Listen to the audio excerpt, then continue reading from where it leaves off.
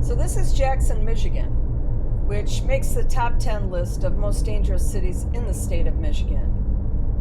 It has a population around 30,000, and it's 65% white, 16% black, and 7% Hispanic, so it's fairly diverse. The average age is 35, which is a little on the young side, and 15% of the adults are seniors. The city has a 54.7% home ownership, which is very good. And typically cities that have higher crime numbers don't have high home ownership percentage. They're typically more renters than homeowners, but not in Jackson, Michigan. The average earnings are $34,000 a year, and the poverty rate is 24%. So 1 in every 4 people that live in this city live in poverty or below the poverty line. There's a 33% marriage rate, which is actually not too bad. And 83% of the people that live there were born there, which means either the people that live there like it there or they're stuck there, because that's a lot of people that were born there. Over the last 10 years, the murder rates have been as low as 9 and as high as 24. And for some perspective on that, Chicago's murder rate hovers in around 22. So on a good year, they're much better than Chicago, and on a bad year, they're worse than Chicago.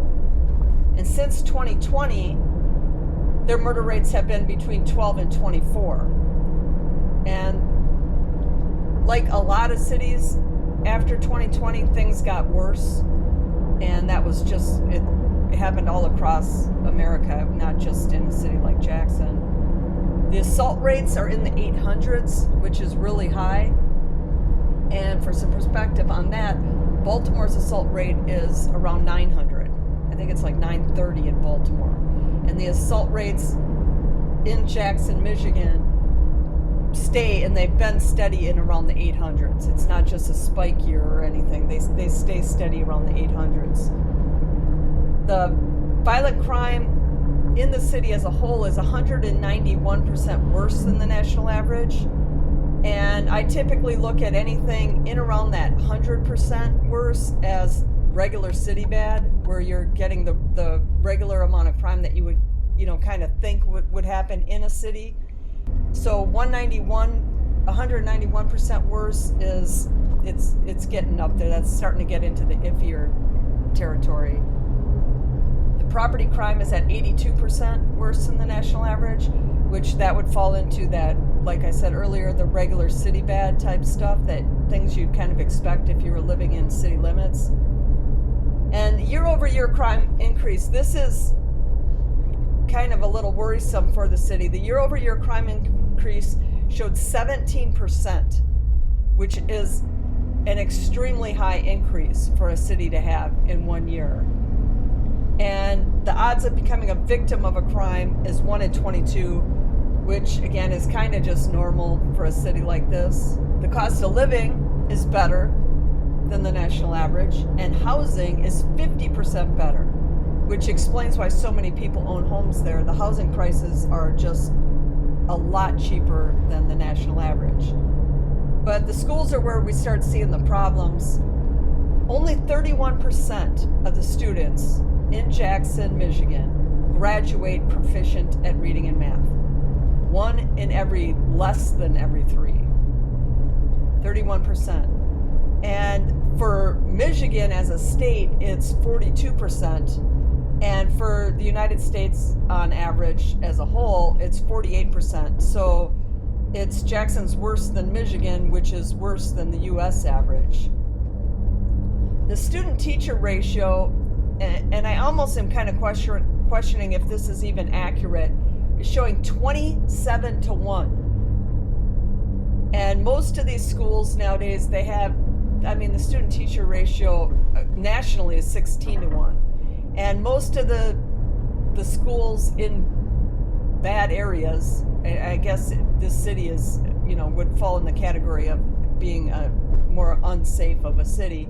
The teacher ratios are in the teens. and in this one it's 27 to 1, which, if that's true, would explain why so many of the students why only 31% of the students can read and write at grade level, or read and do math at grade level. 76% of the people that live there have completed high school. So basically 3 out of every 4 people have completed high school, and 78% have completed the 8th grade. That's a little on the low side. I mean, everybody would kind of think, well, it should be 90% or 95% everywhere, but it's,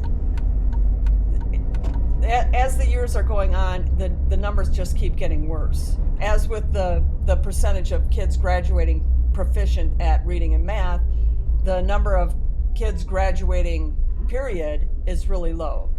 And this is going overall, like, of the people that live in the city, 76 have completed high school. So of the adults. So if you're bringing in, if people are moving in there that never completed high school, they're going to skew the numbers there. So some of that might not be all on the city. But if only 31% of the kids are proficient at reading and math, a lot of them are going to drop out just because they're not engaged in school at all. So I'm going to let this video play out, and you can see a little bit more of what I saw when I drove through Jackson, Michigan. And thanks for watching.